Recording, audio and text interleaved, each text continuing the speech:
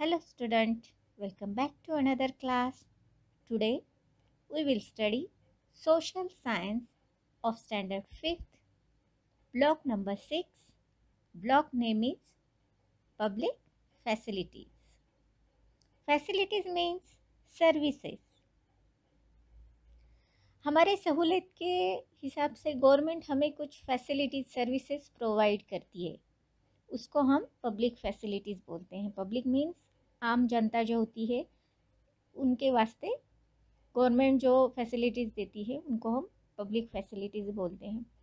तो बच्चों, आप बता सकते हैं कि आप कौन कौन से फैसिलिटीज़ का इस्तेमाल करते हैं? आपके मम्मी पापा भी इस्तेमाल करते हैं। So our first point is here public facilities.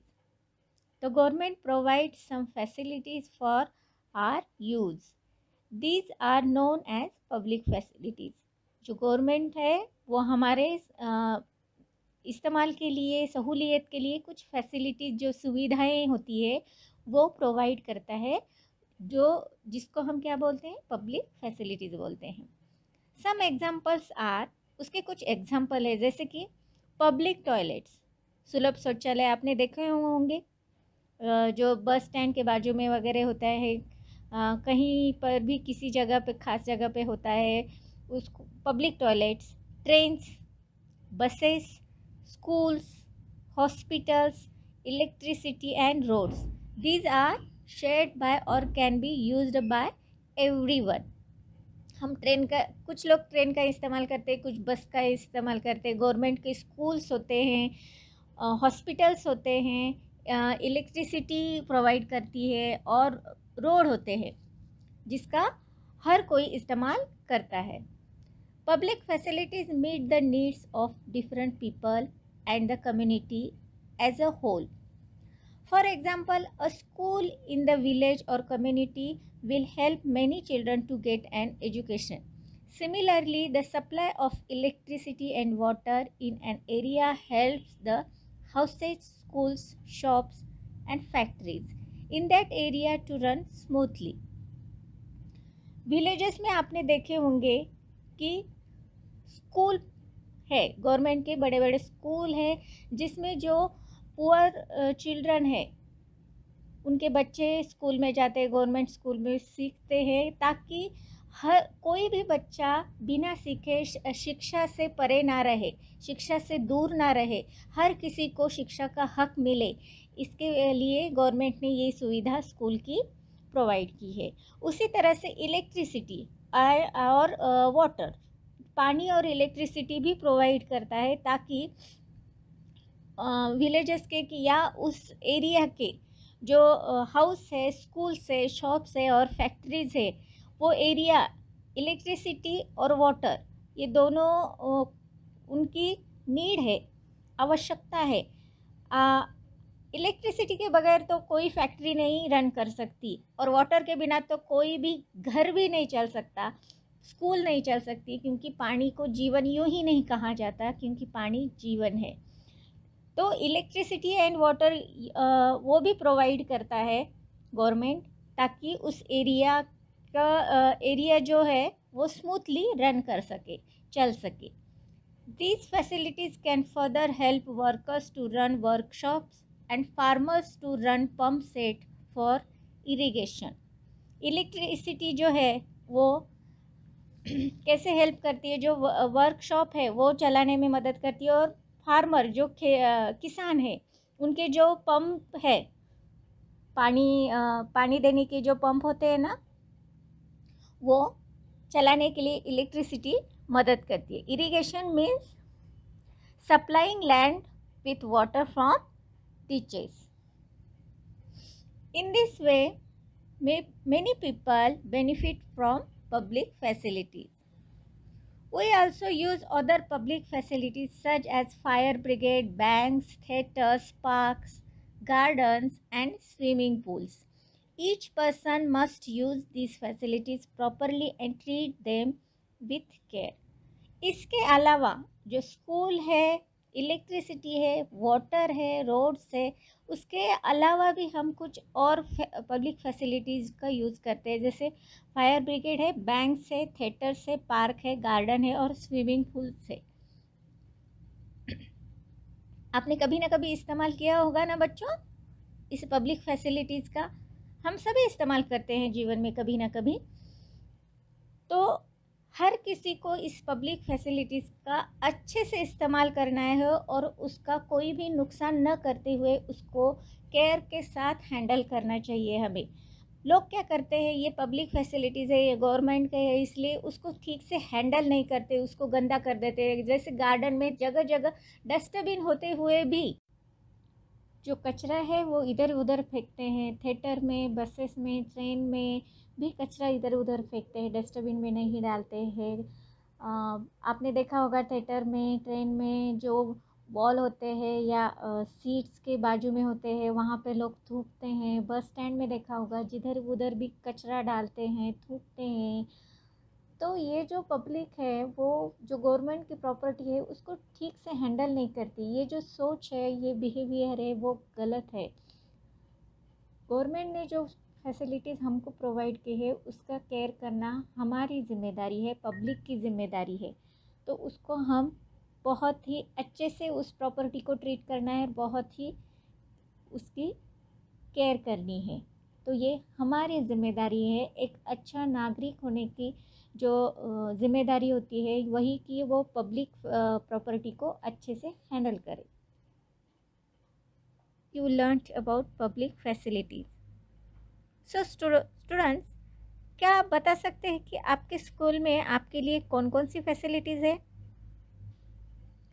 हर एक स्कूल में classrooms, library, playground, girls and boys toilet, electricity, drinking water, ऐसे अनेक फैसिलिटीज़ होती है ताकि जो स्टूडेंट है वो इजीली लर्न कर सके और एक कंफर्टेबली फील कर सके।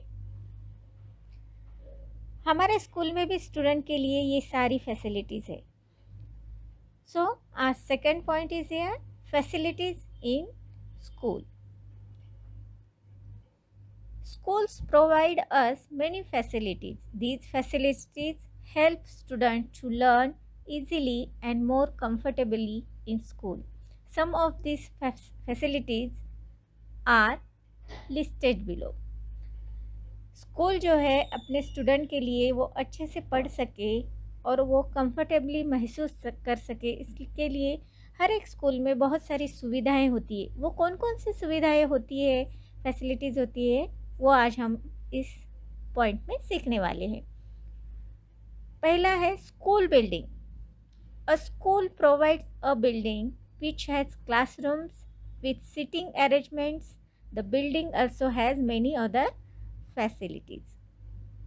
पहले तो महत्वपूर्ण है स्कूल की बिल्डिंग। स्कूल की बिल्डिंग में बहुत सारे क्लासरूम आते हैं और उसमें आती है सिटिंग अरेंजमेंट। सेकंड है library. The library has books, newspapers, and encyclopedia for students to read. Computer room. Some schools have separate rooms where students learn to use the computer. कुछ स्कूल में computer के लिए separate room होती है जहाँ पर student computer के class में वहाँ पर बैठ सके और कंप्यूटर सीख सके। Science laboratory. Many schools have laboratories for science experiment and demonstrations. Demonstration means activities that shows how something is done. Means प्रदर्शन जो होता है। Next, arts and activities. Many schools provide resources and rooms for students to learn music, dance and art. बहुत सारे ऐसे school हैं जो student के म्यूज़िक, डांस और आर्ट एक्टिविटीज़ के लिए अलग रूम बनाते हैं, वहाँ पर वो फैसिलिटीज़ होती है। Playground. Schools have big playgrounds with slide and swings for student to play in. हर किसी स्कूल में प्लेग्राउंड होता ही है। आपके हमारे स्कूल में भी बहुत बड़ा प्लेग्राउंड है जहाँ पर बहुत सारे खेल खेले जाते हैं। वहाँ पर छोटे बच्चों के लिए स्लाइड्स भी है। और जब पीटी का पीरियड आता है तब बहुत सारे बच्चे, जब टिफ़िन हो जाता है, तब जब थोड़ा सा वक्त होता है तब बच्चे खेलते हैं प्लेग्राउंड पे। बहुत सारे मैचेस भी होते हैं स्पोर्ट्स डे पे। और प्लेग्राउंड एक बहुत ही महत्वपूर्ण फैसिलिटीज़ है स्कूल के लिए। Sports facilities. School provide courts and equipment for sports such as table tennis, volleyball, basketball and badminton. Equipment means tools needed for an activity. Trained teacher. Schools have trained teacher for students of different grades. हर एक grade के लिए, हर एक class के लिए school train teacher को higher करती है ताकि स्टूडेंट के जो लर्निंग प्रोसेस है वो स्मूथली रन हो सके। School canteen. A canteen provide food and drinks to students during lunch breaks in school. किसी किसी स्कूल में कैंटीन की सुविधा होती है, हर एक स्कूल में कैंटीन की सुविधा नहीं होती है। किसी स्कूल में अगर वो स्कूल के जो मैनेजमेंट है उनको अगर रखना है कैंटीन, तो उस स्कूल में कैंटीन की सुविधा होती है जहाँ पर वो कैंटीन में फूड और ड्रिंक्स प्रोवाइड करते हैं बच्चों के लिए। Other facilities provide by schools include medical aid, transport, security, auditorium, water and clean toilets for girls and boys.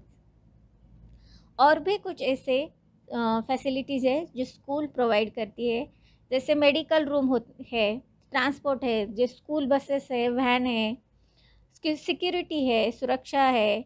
बच्चों की सुरक्षा बहुत बड़ा मसला है और बहुत महत्वपूर्ण भी है, इम्पोर्टेंट है। Auditorium, water and clean toilets for girls and boys. तो ये सारे जो है वो स्कूल के फैसिलिटीज़ है। स्कूल में जो फैसिलिटीज़ होनी चाहिए या होती है उसके बारे में हमने आज सीखा।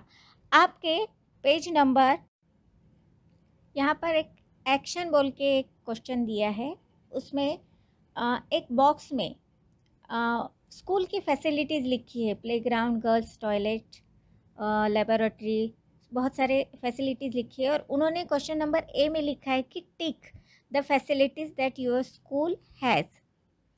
वहाँ पे आपके स्कूल में जो भी फैसिलिटीज़ है वहाँ पे आपको टिक करना है। तो समझ में आ गया बच्चों? तो solve this problem. Our next point is here, right to education means शिक्षा का अधिकार। Education provide us with knowledge and learning for a good future. It prepare us to earn a living when we grow up and help us to be independent. We can use our learning to get better jobs when we are older. Education help us to have a good quality of life.